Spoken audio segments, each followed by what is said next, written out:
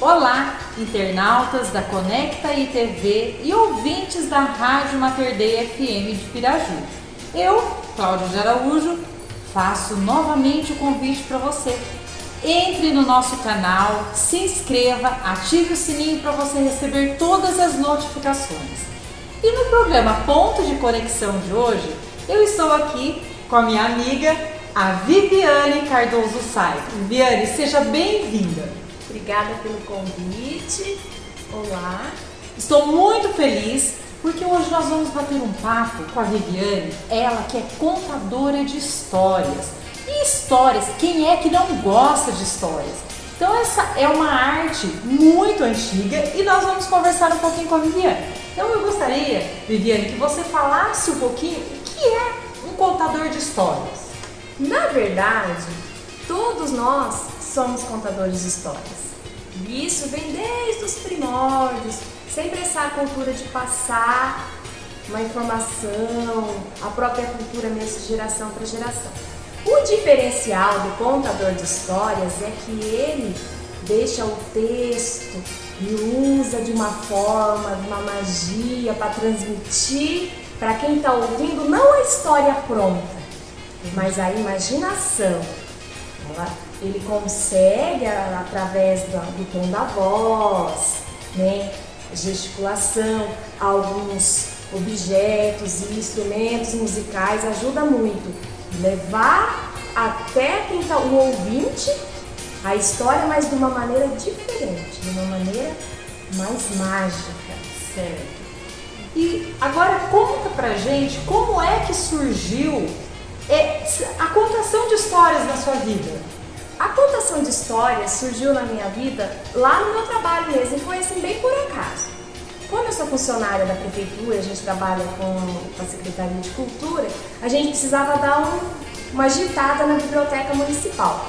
Aí na época a nossa diretora de cultura era a Fernanda Botelho, e ela jogou pra mim Passou esse desafio pra você. Foi um desafio mesmo.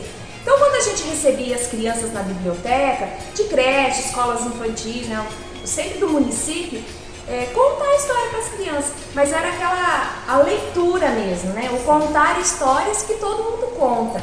Aí, aos poucos, eu fui descobrindo que eu precisava prender a atenção daquelas crianças, porque às vezes a criança, os primeiros minutos elas estão ali, mas depois já dispersa. Aí, com os instrumentos, o violão, flauta, o pandeiro, o chocalho, eu conseguia fazer com que as crianças se interessassem mais pelas histórias. Aí eu fui me aperfeiçoando, fazendo cursos através da prefeitura mesmo, alguns eu fiz por conta própria, fui para São Paulo, para Londrina, sempre buscando conhecimento. Mas surgiu assim do desafio mesmo, e depois eu fui aperfeiçoando. Entendi. E o contador de histórias, na verdade, ele precisa ter jogo de cintura. Tem que ter jogo de cintura. Saber dominar a situação, porque você se depara com várias situações, não é? É a arte do improviso também. Isso. Porque você vai contar a história em um determinado local, você vem na escola, tá? Eu sempre peço que na escola tenha um espaço para as crianças saírem da sala de aula e até um passeio. Tem que ser algo diferente daquilo que elas estão acostumadas. A sala de aula fica muito rotineiro.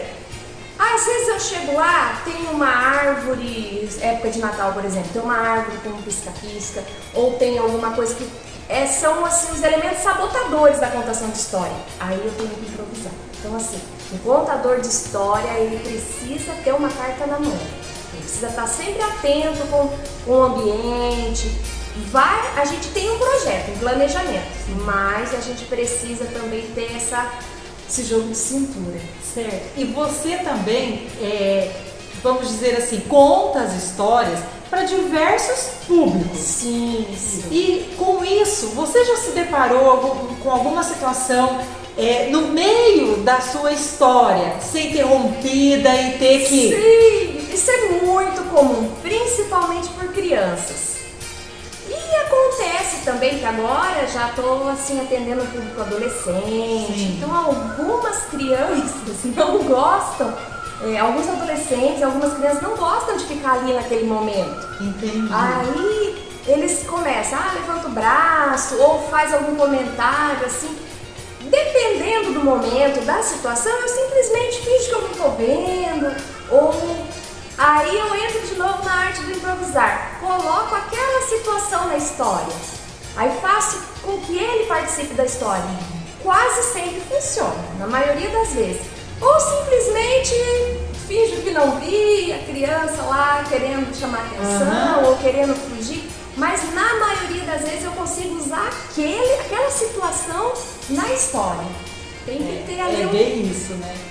E mais uma situação assim interessante, porque além de contar histórias para o público infantil, infanto-juvenil, você também é contadora de casos e causos. E isso é para que uma forma, uma maneira de um resgate da cultura? Sim, a princípio foi. Esse projeto, Casos e Causas, surgiu também na Secretaria de Cultura no auge da pandemia. Por quê? Nossos projetos, ali com corpo a corpo com as pessoas, os projetos na biblioteca, nas escolas, nos Reviver, parou tudo. E a gente precisava de alguma forma movimentar. Aí surgiu a ideia de gravar esses casos e causas. A princípio, a gente pegou lendas e histórias dos bairros de Santa Cruz. Fez vários, passamos por vários bairros. Aí, sempre precisando de conteúdo, aí a gente saiu um pouquinho desse resgate cultural e partimos mais para o lúdico mesmo, mas sempre com uma pitada de humor. Porque era um momento assim, a gente precisava de algo para contar. Tem que ser algo curto, que prenda atenção e ao mesmo tempo seja divertido. Aí começou dessa forma com o resgate cultural.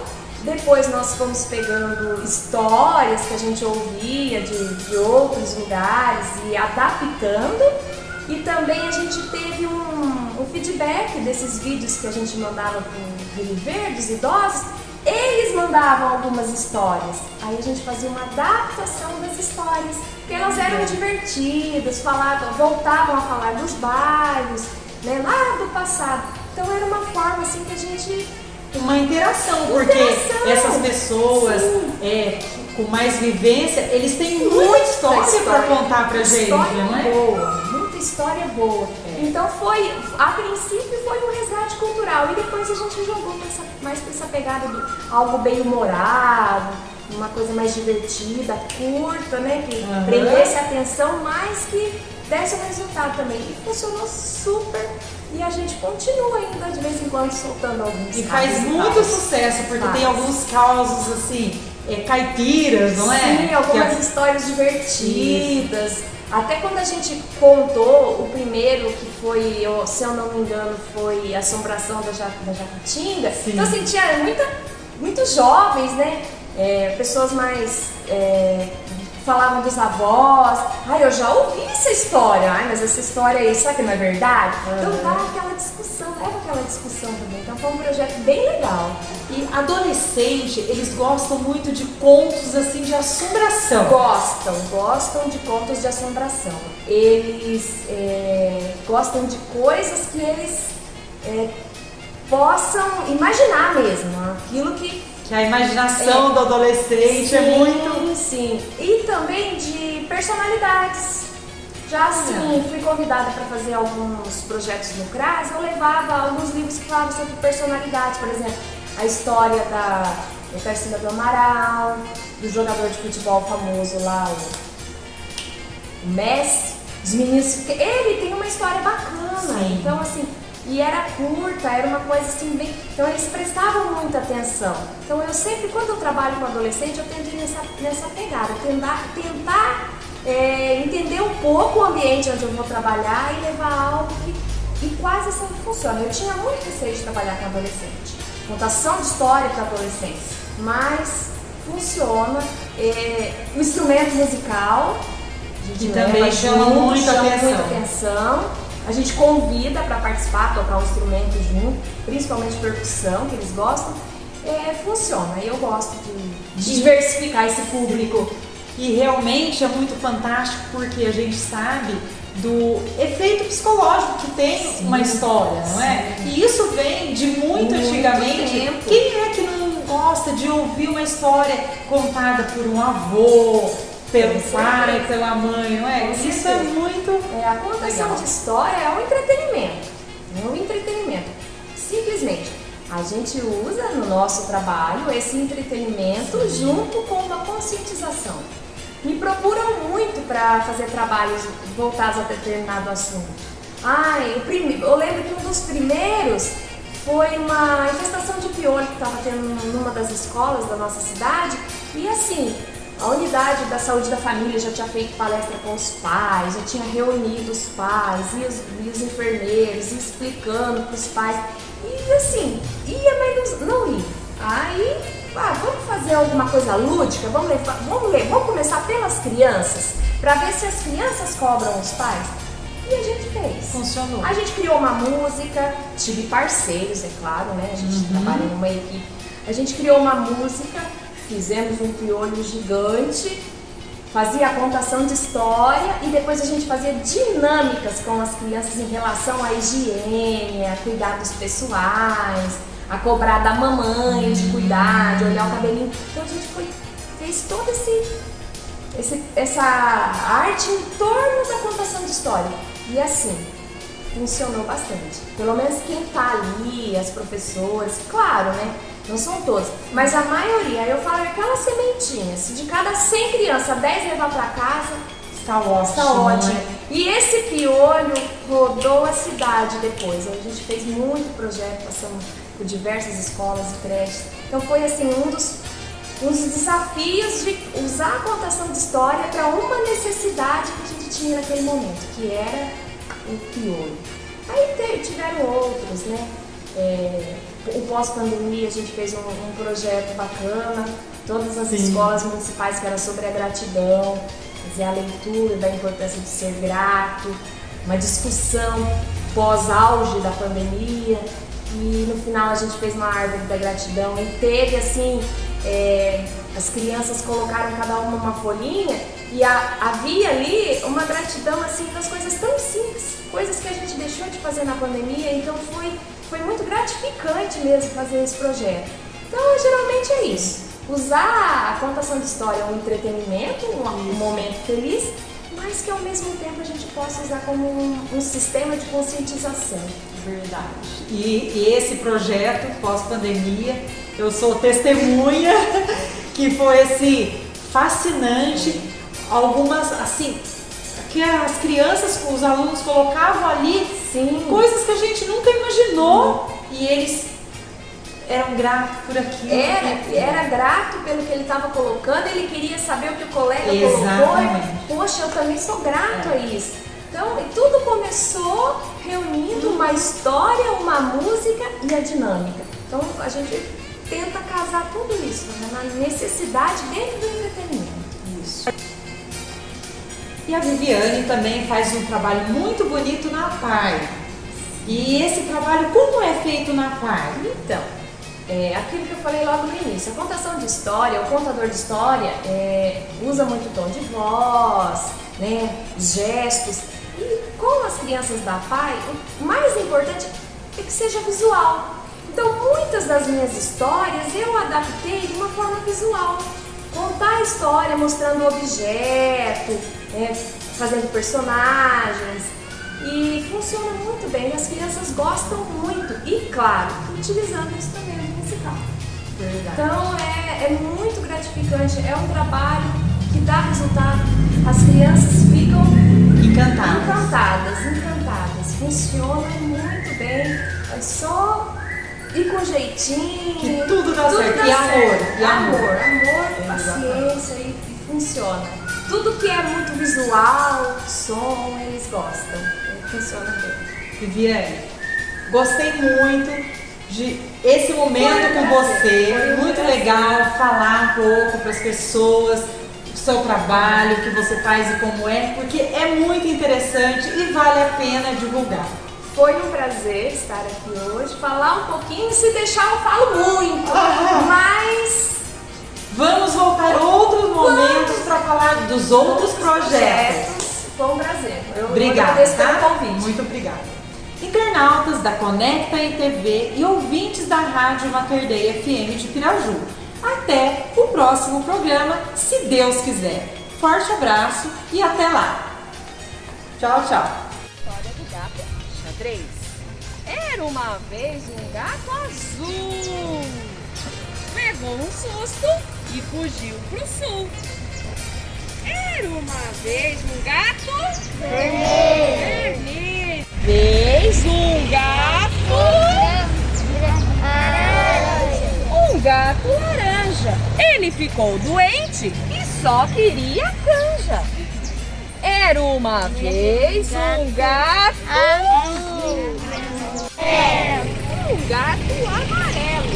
Ele ficou sem comer e ficou meio magrelo. Era uma vez.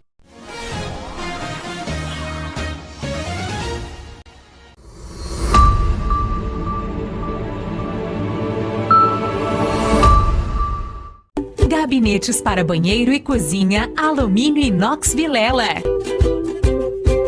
Mole, sem preocupação de estofar, esfarelar, enferrujar e apodrecer. Lave. Elimine vírus, fungos, bactérias, mofo, bolor e mau cheiro. Gavetas e prateleira de inox. Organiza, protege os seus produtos e objetos de higiene e beleza. Porta de correr. Abre e fecha suave, sem bater, sem atrapalhar. Água, cozinha, banheiro, gabinete alumínio inox. A combinação perfeita com a cor do seu bom gosto. Conheça os nossos produtos. Rua Davi Arruda Sobrinho, número 200. Nosso Teto, Piraju, São Paulo. Contatos 014 99798 5706 com Vilela. 99637 1570 com Lucas. 3351 4592 em Aliceia Modas. Alumínio Vilela, Inoxlar Móveis, higiene, saúde e durabilidade.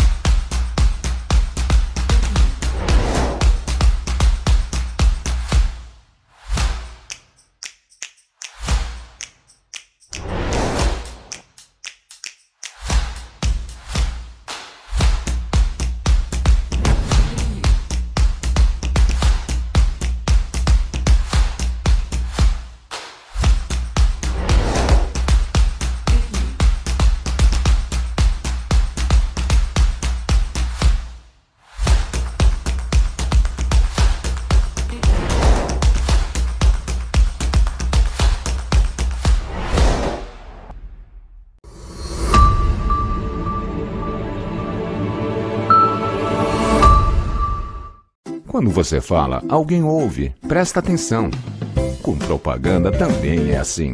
Você fala, sua marca é vista, seu produto comentado, seu serviço conhecido. Quando você anuncia, sua marca vira assunto e passa a fazer parte do dia a dia das pessoas. O consumidor precisa ouvir mais sobre o seu produto. Anuncie. Venda mais.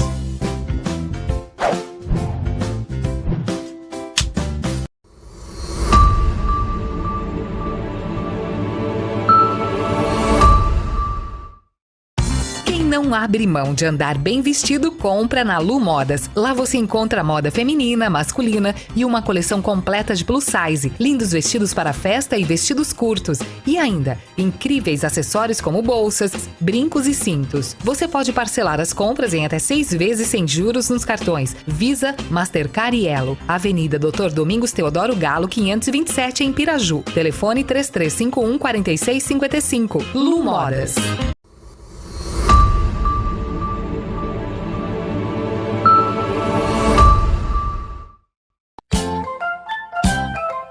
Moda Sutil está com a coleção completa, outono e inverno já disponível na loja. Trabalhamos com confecções infantil, recém-nascido até a linha Teen, que vai até os tamanhos 18. Lu Modas Infantil também trabalha com a linha de acessórios infantil, sapatinhos, lindas bolsas para bebê, tiaras e muito mais. Não deixe de conferir. Lu Modas Infantil, Avenida Doutor Domingos Teodoro Galo, número 527 Centro, fones 3351 4737 ou 998 69 38 37. WhatsApp. E nesta quarentena estamos trabalhando interno no sistema delivery. Lu Modas Infantil.